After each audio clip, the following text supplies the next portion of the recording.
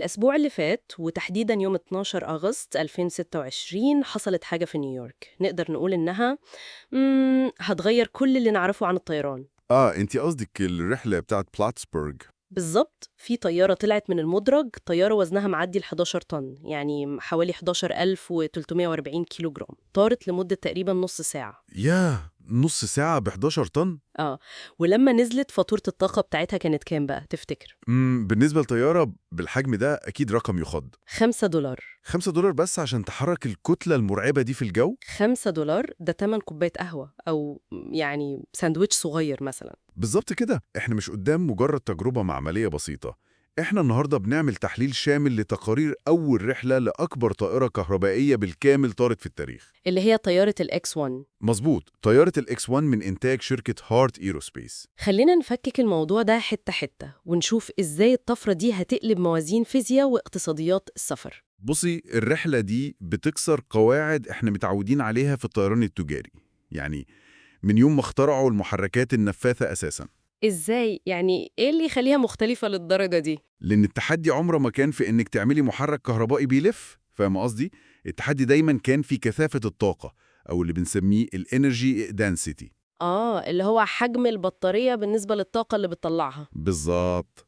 وقود الطيارات التقليدي بيشيل كمية طاقة مهولة في كل كيلو جرام، مقارنة بأي بطارية موجودة حالياً. يعني لتر البنزين بيعمل أكتر بكتير من كيلو بطاريات. طبعاً. إن الشركة بقى تقدر تبني هيكل طيارة قادر يشيل الوزن الميت للبطاريات دي كلها وتطير فعلا، ده بينقلنا لمرحلة جديدة تماما من الهندسة. طب دي نقطة محتاجة نقف عندها شوية، لأن الأرقام اللي في التقرير عن الإكس 1 بتوضح حجم التحدي الهندسي ده فعلا. أرقام زي إيه؟ إحنا بنتكلم عن طيارة طولها حوالي 23 متر وشوية، وباع الجناح بتاعها يعني الوينج سبان معدي ال 32 متر. دي طيارة ضخمة جدا، مش مجرد لعبة. مش لعب خالص. وزن الإقلاع الأقصى معدي 25 ألف رطل. بس وإحنا بنقارن بين الوقود السائل والبطاريات، في فكرة فيزيائية خطرت في بالي هنا. قوليلي إيه هي؟ الطيارة العادية زي البوينج 737 مثلا بتطلع بوزن تقيل جدا، بس طول ما هي طايرة بتحرق أطنان من الوقود ده. مظبوط، فبتخف مع الوقت. بالظبط، فبتنزل بوزن أخف بكتير. لكن الإكس 1 شايلة بطاريات، والبطاريات مش بتتبخر لما بتفرغ شحنتها. تصدقي دي واحدة من أعقد المشاكل اللي بتواجه الطيران الكهربائي، وبرافو عليك إنك لقطتيها. يعني الطيارة دي بتنزل بنفس ال 11 طن اللي طلعت بيهم؟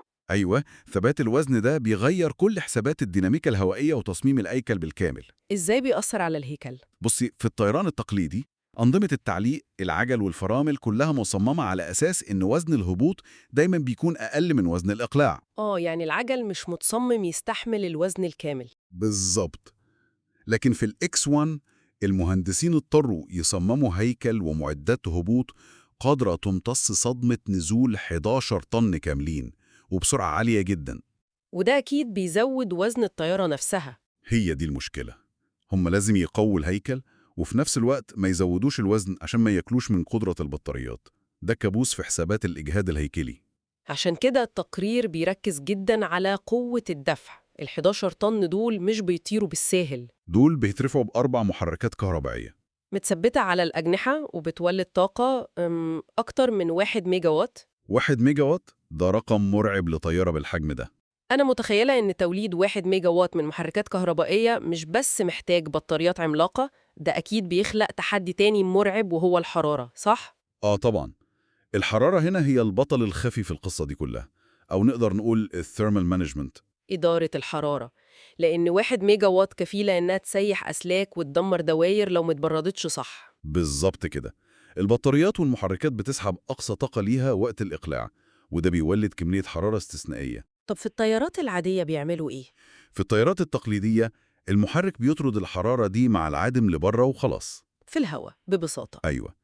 لكن في نظام كهربائي مغلق أنت محتاجة أنظمة تبريد سائلة شديدة التعقيد عشان تحافظي على حرارة الخلايا في نطاق آمن. والأنظمة دي أكيد ليها وزن. بالظبط.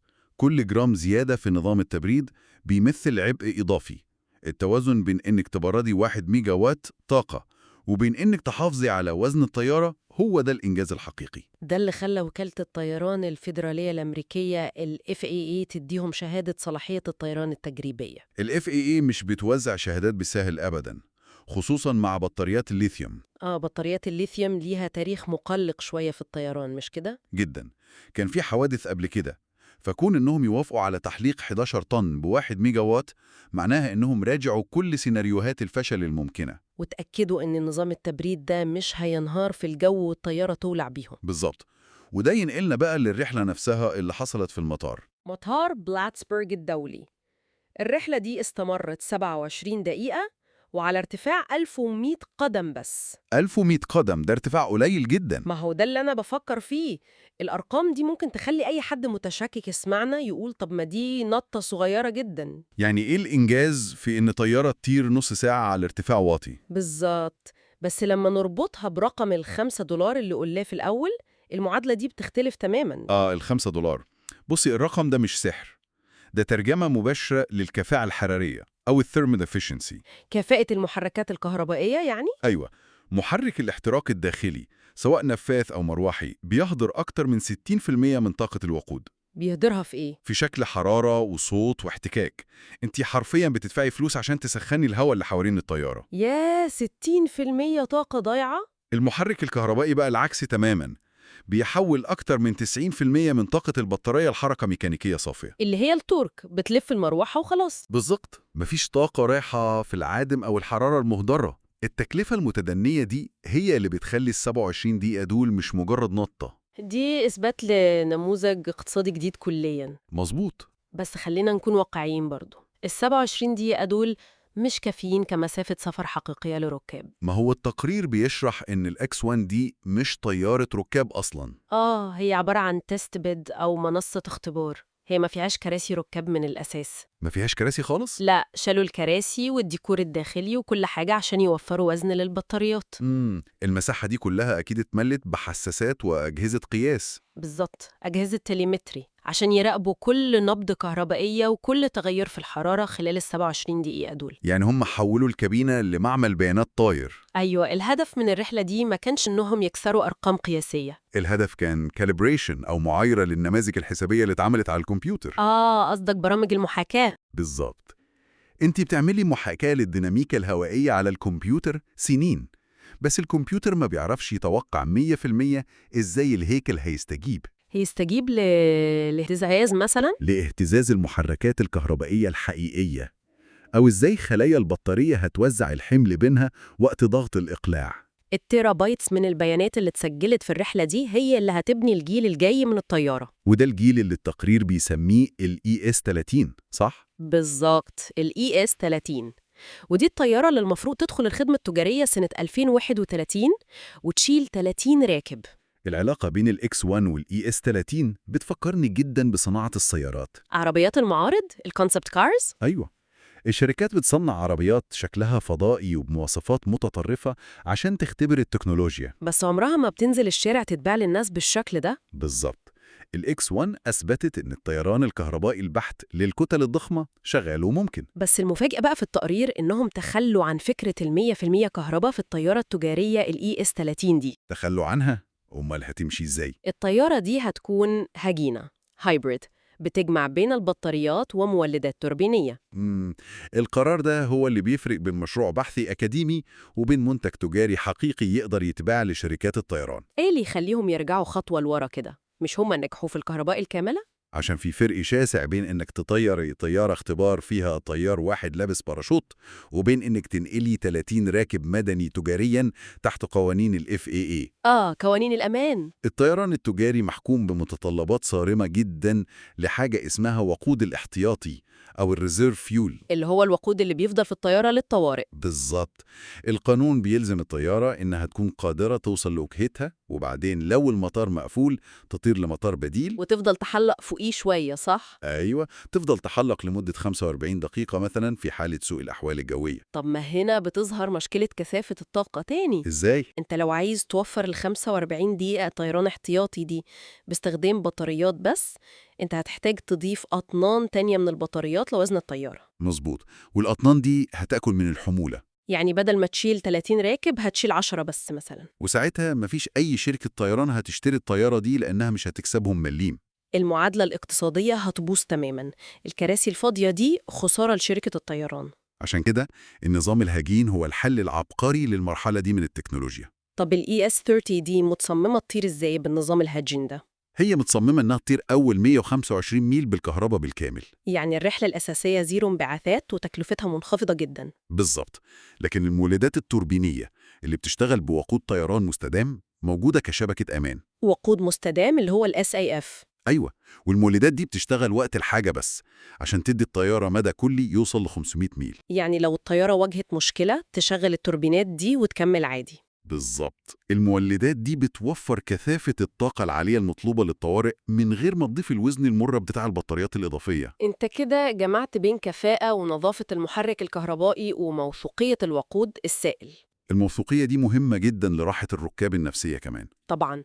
تخيل راكب قاعد في طيارة وباصص في شاشة لقى البطارية 10% وفي عاصفة بره. محدش هيحجز تذكرة في طيارة ممكن الشحن يخلص منها وتقع لو واجهت رياح عكسية أقوى من المتوقع. وجود المولدات بيضمن ان الطيارة دايما معاها طاقة توصلها الأرض أمانة. النظام الهجين ده هو الكوبري أو المرحلة الانتقالية اللي هينقلنا من الطيران التقليدي للطيران الكهربائي الكامل في المستقبل. لحد ما التكنولوجيا البطاريات تتطور ووزنها يخف. بالظبط كده. طيب كل ده كلام هندسي والتكنولوجيا عظيم، بس بالنسبة للناس اللي بتسمعنا اللي بيحجزوا تذاكر سفر عاديين، إيه اللي هيتغير في حياتنا اليومية لما ال ES-30 دي تدخل الخدمة؟ التغيير الأكبر هيكون في إحياء قطاع الطيران الأقليمي أو الريجنال أفييشن. الطيران لمسافات قصيرة يعني. أيوه.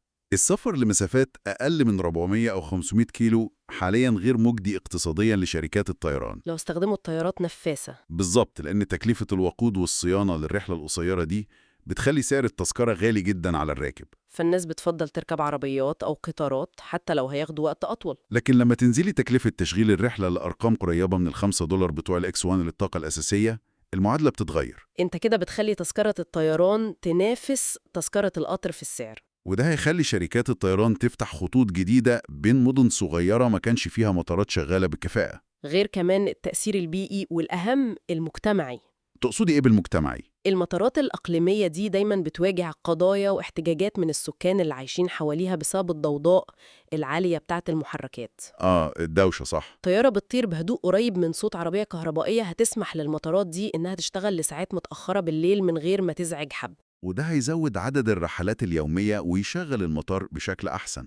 بالظبط. بس واحنا بنتخيل المستقبل الوردي ده والمطارات اللي مليانة طيارات ES-30 بتطير من غير صوت، في مشكلة أو زي ما بنقول blind spot التقرير بيطرحها بين السطور. مشكلة البنية التحتية للمطارات دي.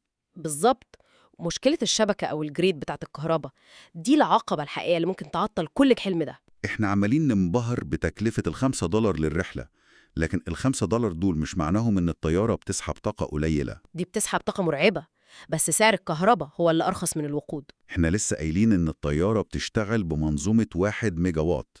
تخيل معايا مطار إقليمي صغير في 2021 نزل فيه 5 أو 6 طيارات ES-30 في نفس الوقت. والطيارات دي كلها محتاجة تشحن بطارياتها الضخمة دي في 30 أو 40 دقيقة عشان تلحق الرحلة اللي بعدها. بالظبط. وقت الدوران أو التيرن اراوند تايم لازم يكون سريع.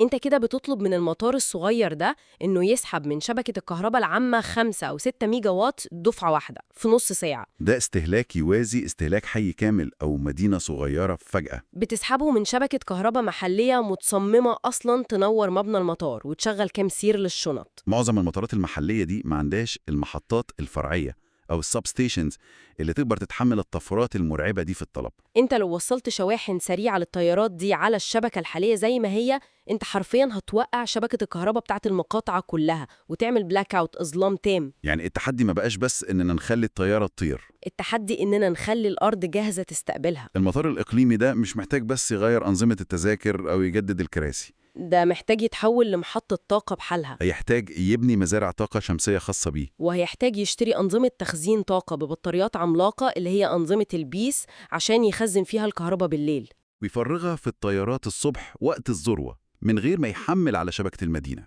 التكلفة الرأسمالية لتجهيز مطار واحد بالبنية التحتية دي ممكن تتخطى تكلفة شراء الطيارات نفسها. وده بيحطنا قدام أزمة تنسيق ضخمة جدا. صناعة الطيران متعودة تتعامل مع شركات البترول اللي بتجيب الوقود في عربيات نقل للمطار وتفول الطيارة وخلاص. دلوقتي صناعة الطيران مضطرة تدخل في شراكات مع شركات التكنولوجيا، ووزارات الطاقة ومطوري البنية التحتية. المهندسين في هارت ايروسبيس عملوا اللي عليهم وطلعوا ال11 طن للسماء، بس الكرة دلوقتي في ملعب الحكومات والمستثمرين على الأرض. بالظبط.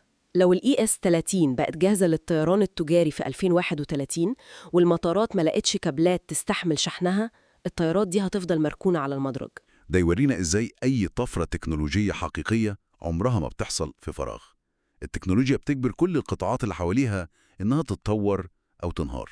الإكس 1 والإي اس 30 أثبتوا إن فيزياء الطيران الكهربائي للأحجام الكبيرة ممكنة، وإن اقتصادياتها مغرية جدا لدرجة لا يمكن تجاهلها. بس التحدي الحقيقي اللي هنسيبكم تفكروا فيه النهاردة، هل شبكات الكهرباء المتهالكة في مدننا مستعدة تشيل عبء صناعة الطيران على كتافها؟ وهل ثورة السفر دي هتبقى مقتصرة بس على الدول اللي هتقدر تدفع مليارات عشان تحدث بنيتها التحتية الكهربائية؟ دي أسئلة هتبدأ تفرض نفسها بقوة السنين الجاية.